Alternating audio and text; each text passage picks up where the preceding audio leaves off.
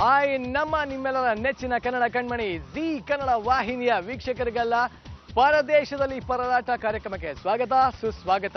ಈ ನಿಮ್ಮ ನಿರಂಜನನ ಸ್ವಾದಿಖಾ ನಮಸ್ಕಾರಗಳು ಕಣ್ರೆ.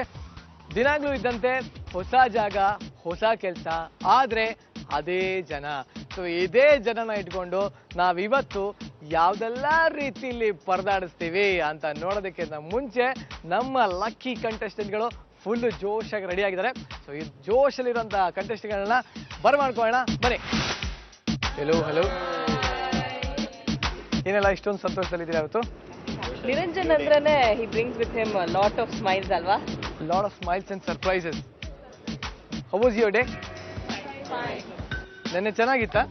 ನಮ್ದು ತುಂಬಾನೇ ಚೆನ್ನಾಗಿತ್ತು. ಇನ್ನೊಂದು ಡಿಫ್ರೆನ್ಸ್ ಕಾಣ್ತದೆ ನನಗೆ, ಮೇಜರ್ ಡಿಫ್ರೆನ್ಸ್. ತುಂಬಾ ಫ್ರೆಶ್ ಆಗಿ ಬ್ಯೂಟಿಫುಲ್ ಆಗಿ ರಾಕಿಂಗ್ ಆಗಿ ಕಾಣ್ತಾರೆ. ಏನು ಹೊಳಿತದ ನೋಡಿ ಇವನಂತೂ, ಸೋಪಾಗಿ ಸಿಗ್ದಂಗಿದೆ ಇವನು. ಏನು ಚೆನ್ನಾಗಿ ಸ್ನಾನ ಮಾಡಿದ್ರ?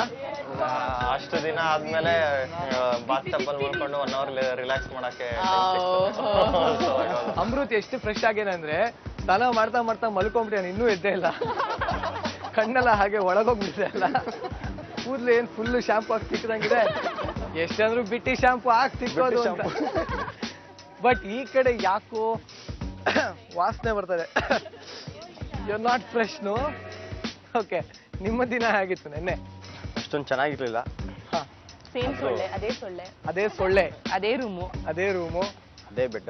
ಏಯ್, ಅಷ್ಟು ಒಳ್ಳೊಳ್ಳೆ ರಾಜ ಮರ್ಯಾದೆ ಇರೋ ಬೆಡ್ ಕೊಟ್ಟಿದೀವಿ, ಸೂಪರ್ಬ್ ಆಗಿರೋ ಹೊತ್ತಿಗೆ ಕೊಟ್ಟಿದೀವಿ. ಹೊತ್ತಿಗೆ ಸಿಕ್ಕಿಲ್ಲ. ಯಾ ರೂಫೇ ಹೊತ್ತಿಗೆ ನಿಮ್ಗೆ, ಫ್ಲೋರೇ ಹಾಸಿಗೆ. ಸೊಳ್ಳೆಗಳೇನ್ ಹೇಳಿ? ಯಾ ಕವಿ ಆಗೋದನ್ನ ಬಿಟ್ಟು ಪ್ಲೀಸ್ ಆಂಕರಿಂಗ್ ಮಾಡಿ. ಇದು ಪರದೇಶದಲ್ಲಿ ಪರದಾಟ.